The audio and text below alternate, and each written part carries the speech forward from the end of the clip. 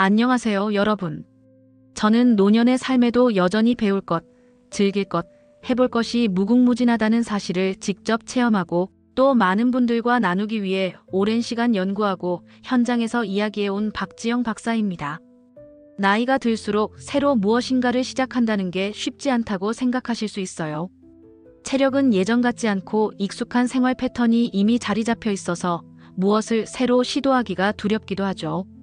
그런데 제가 만나본 수많은 어르신들 중에는 오히려 노년기에야 비로소 자신의 진짜 관심사나 재능을 발견하고 그 열정을 마음껏 즐기게 되신 분들이 적지 않았습니다. 오늘은 그 중에서도 특별히 노년기에 새롭게 시작할 수 있는 취미 활동과 학습 방법 3가지를 소개해 드리려고 합니다.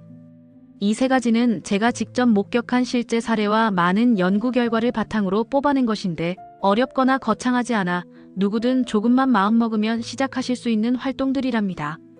게다가 정서적으로나 건강적으로도 긍정적인 영향을 주기 때문에 긴 삶의 후반을 훨씬 더 풍요롭고 즐겁게 만드시는데 큰 도움이 될 거라 확신합니다.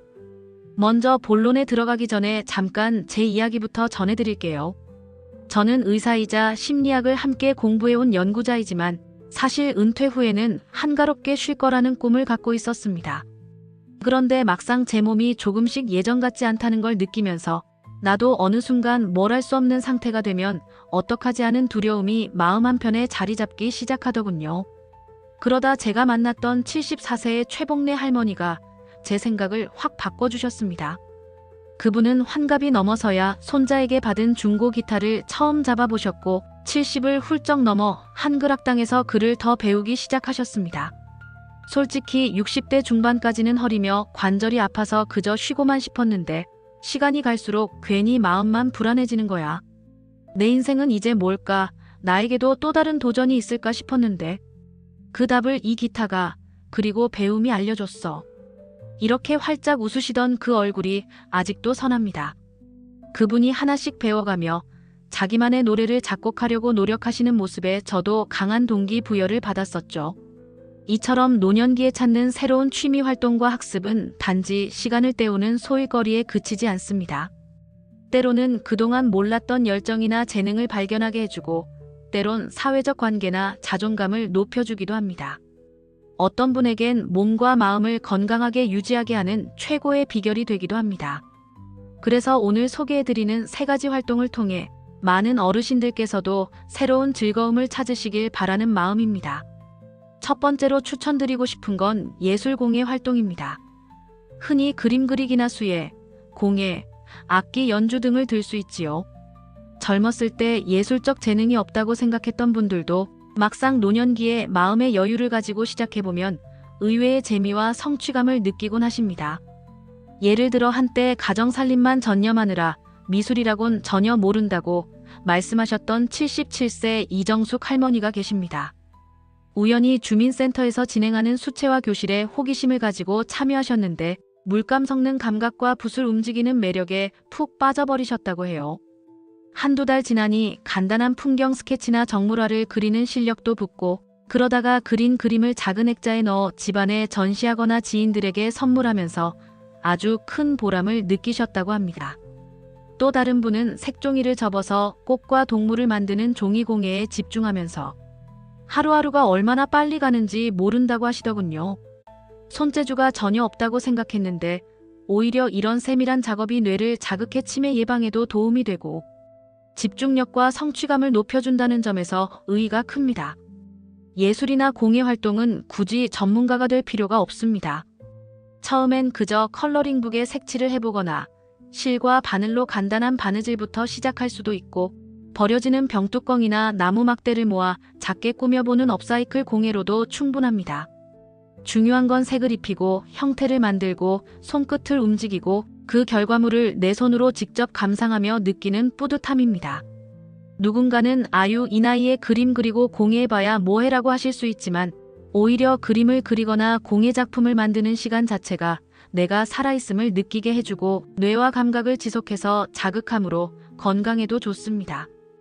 혼자 하기 심심하다면 주민센터나 복지관의 공예미술 프로그램에 참여해보세요. 거기서 비슷한 관심사를 가진 분들과 서로 작품도 교환하고 이야기도 나누다 보면 어느새 외로움은 멀어지고 마음 한구석에 즐거움이 깃들어 있을 거예요. 두 번째로 추천드리는 건 온라인 학습입니다. 자, 여기서 많은 분들이 벌써부터 나는 기계를 몰라, 컴퓨터는 젊은 사람이나 하는 거지라고 생각하실 수도 있습니다. 그런데 최근 제가 만난 82세의 김상권 할아버지는 노년이 되어서야 스마트폰과 노트북을 배워서 온라인으로 매일 아침 신문 기사를 찾아 읽고 유튜브로 다양한 강의까지 들으시더군요. 처음에 스마트폰을 사서 전원을 켜는 것조차 몰랐다고 하셨는데 동네 도서관에서 열리는 초급 스마트폰 강좌에 일주일에 한 번씩 나가기 시작하면서 서서히 두려움을 깨고 익숙해졌다고 해요. 그분은 처음에는 스와이프가 뭔지, 앱이 뭔지 헷갈려서 고생했지만 그 과정을 즐기다 보니 점점 새로운 세상이 열렸다.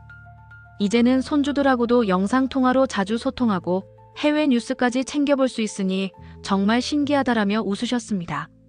온라인 학습이 왜 좋은가 하면 시간과 장소의 제약을 거의 받지 않는다는 점이 큽니다. 예전 같으면 어학이나 역사, 철학, 천문학 같은 걸 공부하려면 학원이나 대학교까지 직접 가야 했을 텐데 지금은 인터넷만 연결되면 언제든 무료 강의를 들을 수 있고 관심 분야에 대한 자료를 폭넓게 구할 수도 있습니다. 유튜브만 해도 각종 강의 영상부터 요리, 예술, 과학, 고전음악 감상까지 정말 무한하다고 할 정도죠. 또 인터넷 커뮤니티나 SNS를 통해 비슷한 취미를 가진 사람들과 교류할 수도 있습니다. 내성적이거나 직접 대면이 어렵다는 분들에게도 온라인 공간은 좋은 활력소가 되곤 합니다. 단 처음 시작할 땐 너무 어렵고 복잡해 보일 수 있으니 스마트폰이나 컴퓨터 기초를 가르쳐주는 동네 기관이나 무료 강좌 혹은 주변 가족과 지인의 도움을 받아 차근차근 배워보시기 바랍니다. 정말 간단한 글자를 입력하고 마우스를 클릭하는 것부터 배울 수 있는 강의가 많습니다. 그리고 천천히 익히면서 자신이 흥미를 느끼는 분야를 온라인으로 공부하기 시작하면 의외로 시간 가는 줄 모른다는 분들이 많아요. 제가 아는 한 분은 70대 후반에 프랑스어에 관심이 생겨 유튜브 강의를 매일 15분씩 보면서 따라하고 작은 단어장을 만들어 쓰고 익히기 시작했답니다. 주변에서는 그 나이에 프랑스어 배워서 뭐 하려고 하셨지만 정작 본인은 새로운 단어 하나 배우면 하루가 설렌다며 굉장히 즐거워하셨습니다. 나이 때문에 제한을 두기보다는 오히려 내가 이젠 뭘 해도 괜찮으니 마음껏 배워볼 수 있다고 생각해 보시는 건 어떨까요? 마지막 세 번째로 제안드리고 싶은 건 소규모 모임이나 여행 혹은 자연 속에서의 체험 같은 활동입니다. 사실 노년기에 접어들면 몸이 예전만큼 자유롭지는 않지만 적당한 운동과 모임을 통해 몸과 마음을 함께 단련하는 것이 무엇보다 중요해집니다. 가벼운 여행이나 가까운 지역 답사 모임, 동네 주변을 걷는 산책 모임, 함께 텃밭을 가꾸는 동호회 같은 소모임만 나가도 새로운 인간관계를 맺을 수 있고 그 과정을 통해 서로 배우고 가르치며 일상을 보다 풍부하게 만들 수 있습니다. 어떤 분들은 버스를 타고 가까운 도심 숲이나 주변 마을에 가서 하루를 보내며 사진을 찍고 맛있는 음식을 즐기는 여행 모임에 참여하시는데 그렇게 매주나 격주마다 한 번씩 바깥 활동을 하다 보니 우울감이 크게 줄었다고 고백하곤 하십니다. 제가 기억에 남는 분 중에 79세인 윤성현 할아버지가 계십니다. 한때는 회사를 경영하던 분이었는데 정년 후 모든 일을 그만두고 거의 집 밖에 나가질 않으셨죠. 그러던 어느 날 옛 지인이 시골 마을 답사 모임에 나가보자고 제안해서 처음으로 참여하셨는데 그날 이후 인생이 바뀌었다고 하십니다. 낯선 마을을 걸으며 바람을 맞고 오래된 돌담과 민가를 보니 내가 몰랐던 세상이 보이더라. 그리고 함께 간 사람들과 이야기를 나누다 보니 나만 힘든 게 아니고 또 나 말고도 삶의 열정을 갖고 사는 분들이 참 많다는 걸 깨달았다. 그분은 그날 이후 모임에 꾸준히 나가며 지역의 문화를 공부하기 시작했고 댁에 돌아오면 직접 찍은 사진을 SNS에 올리고 그 마을의 역사를 찾아보며 자료를 정리하는 취미를 갖게 되었다고 합니다. 그러면서 평소에 쓰지 않던 컴퓨터 활용 실력도 부쩍 늘었다며 흐뭇해하셨죠. 그래서 아예 작은 여행 동아리를 만들어 더 많은 노년층 분들을 불러 모아 주말마다 함께 다니시니 그 역시 또 다른 성취감의 원천이 된 것입니다. 몸이 많이 불편하시거나 대면 모임이 어렵다면 온라인으로 같은 취미나 관심사를 가진 사람들과 소통할 수도 있습니다. 요즘엔 화상 모임도 흔해졌고 글과 사진을 통해 서로의 경험을 공유하는 커뮤니티도 무척 발달했으니까요. 중요한 건 이 모든 과정에서 나는 더 이상 배우거나 즐길 게 없다는 생각을 떨쳐버리는 것입니다. 노년기야말로 시간적 여유가 상대적으로 많고 인생에 대한 통찰도 풍부해진 시기이기 때문에 오히려 새로운 도전을 하기에 최적의 기회일 수 있습니다. 정리를 해보면 노년기에 새롭게 시작해볼 수 있는 취미 활동과 학습 방법. 세 가지는 예술 공예 활동, 온라인 학습, 그리고 소규모 모임이나 여행 체험이라고 말씀드릴 수 있습니다. 예술 공예 활동을 통해서는 그동안 몰랐던 창의성과 손재주의 즐거움을 맛볼 수 있고, 온라인 학습을 통해선 시간과 공간을 뛰어넘어 무궁무진한 분야의 지식과 사람들을 만날 수 있으며, 소규모 모임이나 여행 같은 체험형 활동으로는 몸을 움직이고 새로운 관계를 맺으면서 삶의 활력을 불어넣을 수 있습니다. 이 세 가지가 각자 따로인 것 같지만 사실은 서로 이어질 수 있어요. 가령 새로운 취미로 그림을 시작하면 그 작품을 온라인에 올려 사람들과 소통할 수 있고, 함께 전시회를 찾아가거나 여행을 다니며 더 많은 정보를 얻을 수도 있습니다. 그러다 보면 더욱 넓은 세계가 펼쳐지는 거죠. 무엇보다 중요한 건 지금 시작해도 늦지 않을까 하는 마음을 내려놓는 것입니다. 제 경험으로는 80세가 넘어서야 처음 그림 붓을 잡은 분, 70대 후반에 인터넷을 배워 아예 블로그 운영자가 되신 분, 60대 중반까지는 뭘 해야 할지 몰라 방황하다가 70대 들어서 활발히 국내 답사를 다니며 소규모 여행, 커뮤니티를 이끄시는 분 등 정말 다양한 사례를 봤습니다. 이분들의 공통점은 해보지 않으면 영영 모른다는 깨달음이었습니다. 그리고 한번 맛보면 두 번째, 세 번째 도전으로 자연스럽게 이어지더군요. 분명 처음에는 낯설고 마음에 자리 잡은 두려움과 게으름이 발목을 잡을 수도 있습니다. 내가 이걸 해봐야 무슨 소용이 있지? 싶은 생각도 들겠지요. 하지만 막상 한 걸음 내디뎌 보면 하루하루가 조금씩 풍성해지고 마음 한구석의 우울감이나 외로움이 줄어들며 아직 내가 할 게 있구나라는 자부심도 크게 높아집니다. 또 제가 꼭 강조드리고 싶은 건 혼자 하기 막막할 땐 주변 도움을 적극적으로 활용하라는 것입니다. 자식이나 손주에게 컴퓨터 기초를 묻고 이웃이나 지인에게 그림 교실이나 공예 모임이 있는지 알아봐 달라고 부탁해도 좋습니다. 그리고 지역 복지관이나 동네 주민센터, 도서관, 노인 대학 등에는 정말 다양한 프로그램이 마련되어 있으니 일단 방문해서 안내책자라도 살펴보거나 직원과 이야기를 나눠보세요. 의외로 무척 재밌어 보이는 활동들이 많고 그 활동 속에서 평생 친구가 될 만한 분들도 만날 수 있을 것입니다. 마지막으로 드리고 싶은 말씀은 조금씩 꾸준히라는 겁니다. 갑자기 큰 욕심을 내서 한꺼번에 이것저것 해보려고 하면 몸과 마음이 지쳐서 오히려 탈이 날 수 있습니다. 처음에는 하루에 1015분씩이라도 그림 그리기나 공예 재료 만지기를 해보고, 인터넷 강의도 딱 하나씩만 들어보고, 모임도 한 달에 한 번 정도만 참여하면서 서서히 익숙해지는 시간이 필요합니다.